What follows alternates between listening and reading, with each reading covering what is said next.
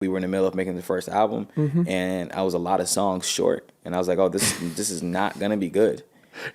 This is not going to be a good album. I'm like, Summer, what's your password? I got to figure something out. Yes. You know what I'm saying? So, you know, she was in the middle of moving, and, you know, I saw her computer.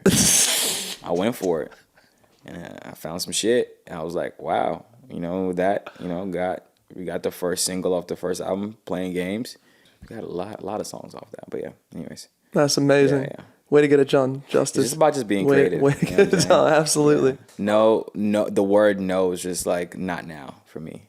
It's just like, that's all it means. Take that and put that in your backpack, kids. Yeah. Not now. Yeah. And how she actually broke, there was a funny story told about that. Like, what helped really catapult it was, did Drake see her video at a bowling alley or something? Is some version of this correct at all? And then Drake sent her a DM and was like, yo, fire. And then you were like, yo, Summer, like, you need to have him jump on this record. Yeah, I mean, it was just one of those things, right? It's just like, you know, we put out the record, we put out the mixtape last year of summer, and she was starting to build like a little cult fan base, you know, like girls that were really into that project.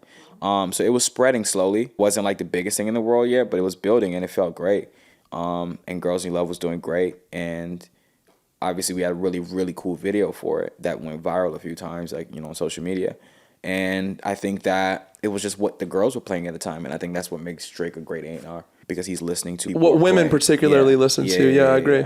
So I guess he was at a bowling alley, and like the song came on, and some of the girls that he was around, and don't quote me, this is a story that I heard, but like, you know, some girls heard the song, and you know, they put him on, and he was just like, oh, okay, this is dope. And he followed her.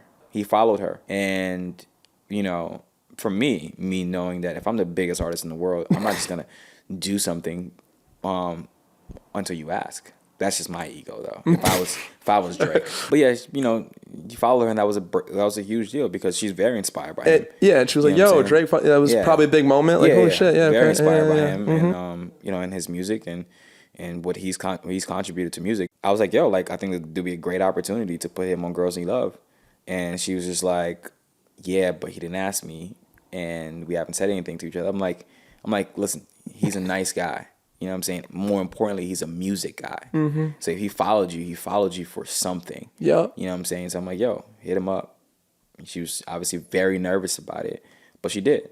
And she hit him up, and he was really cool about it. He was like, yeah, send me the track. And like, Girls Need Love remix. Yeah. And like 3 days later, he sent his verse and put it out like a week later. It was like that. But that wasn't her instinct, was to ask him for that. No. No. It's very interesting. Sometimes you need aggressive people in your corner. Yeah. That's fair, bro. That's fair. I can't believe we didn't touch on this yet. The duality of social media, and I think this ties into mental health very much so, right? Because you kind of desperately, in a lot of ways, need social media as a new artist that's building, right? But it has like this double-edged sword thing to it where you start, you know, just like this shit doesn't react like you hoped it would, and then, you know, but you're still developing, so like not everything's gonna react like that out of the gate. So what are your thoughts on finding balance with what I just said about how social media works and using it to build? Yeah, I think just like everything, you have to understand that it's a tool, right? It's not the only way. It's a tool, and it's going to work differently for other people, right? There are artists that are really big and have really big touring fan bases, but you go on their Instagram and they have like 100,000 followers or something like that. You know what I'm saying? Like, it's a huge indicator in terms of like people caring about you and popularity and all that stuff, but like it's not the only thing.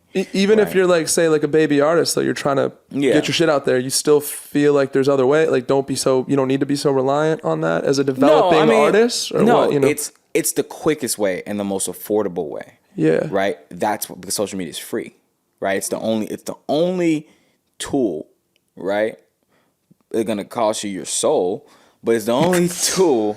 Bro, Justin. It's the only tool that you can create a community for free, and you can hit the whole world based on the type of content that you make. That didn't exist 20 years ago.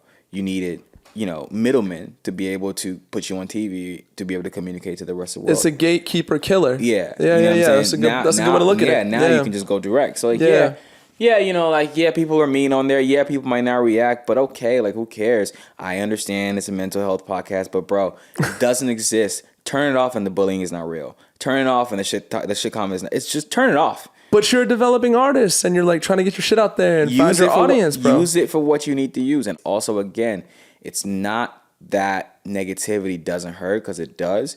But it's literally, I think that people have to train your mind to look at the world differently. You're going to have people that hate you. That's okay. That's a part of being marketable. College dropout Kanye, we touched on it. People weren't getting it. He had haters, whatever. You can't be marketable if people don't feel strongly about something, whether they hate or like it. If you're in the middle, you're useless. Get out of there, right? So, wow, okay. But fantastic. The thing is, pay attention to what the love is saying. Like, people will have 100,000 comments of positive things, but then the 1,000 comments of negativity is what sits with them forever. And it's just like, bro. The biggest artists. Bro, some of the biggest artists, smallest artists, to whoever. It's just how we train our brain to look at it. Bro, turn it off. Yeah. I'm going to do a justice bar here. The internet's going to internet. Yeah. Like, I love that. It's like, yeah. There is nobody that can tell me that has successfully beat the internet. It's not possible. It's undefeated. It's undefeated. The internet will not lose.